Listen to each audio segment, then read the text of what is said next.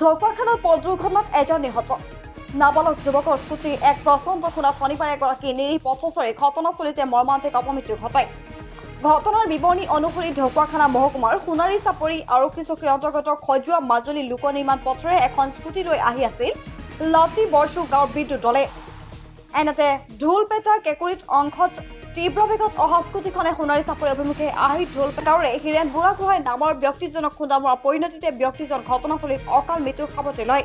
মুমূৰ্ষু অৱস্থাত উদ্ধাৰ কৰি ঢকুৱাখানা মহকুমাৰ অসামৰিক চিকিৎসালয়লৈ আনে, কিন্তু চিকিৎসকে মৃত বুলি ঘোষণা কৰে।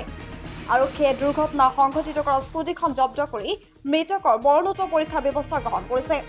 উল্লেখযোগ্য যে কেকুৰিৰ লতিবৰচু গাঁৱৰ বিদ্যুতলে নামৰ কিশোৰীজন সোণাৰী চাপৰিৰ গজুইল একাডেমীৰ একাদশ শ্ৰেণীৰ ছাত্ৰ। নিৰীহ ব্যক্তিজনৰ অকাল বিগত সমগ্ৰ সোণাৰী চাপৰি অঞ্চলত শোকৰ ছাপ পৰিছে। এনেকৈ মানে মানুহজনে ভাইটিয়ে হয়, হীৰেন বুঢ়াগোহাঁই হয়। এতিয়া গৰু পোৱালি এটা খেদি আহি আছিল। ইফালে বেক চাইডৰ পৰা আকৌ স্কুটি এখন, এইটো গুৰুদুলৰ স্কুলৰ ল'ৰা, এটা HS ফাৰ্ষ্ট ইয়েৰ ছায়েন্সৰ বুলি কৈছে। ইমান স্পীডত আহিছে নহয়, আহি ডাইৰেক্ট গৰুটো আৰু মানুহটোক দুইটাকে মাৰি দিছে। লগে লগে মানে গৰুটো ইফালে পৰি গৈছে, মানুহটো ইফালে পৰি গৈছে, সি বেক চাইডে পৰি আছে ল'ৰাটো। আমি সেইখিনিতে আছিলোঁ, আহি গৈ আমাৰ প্ৰথম ভাইটিক দাঙি বুলি কৈছিলোঁ।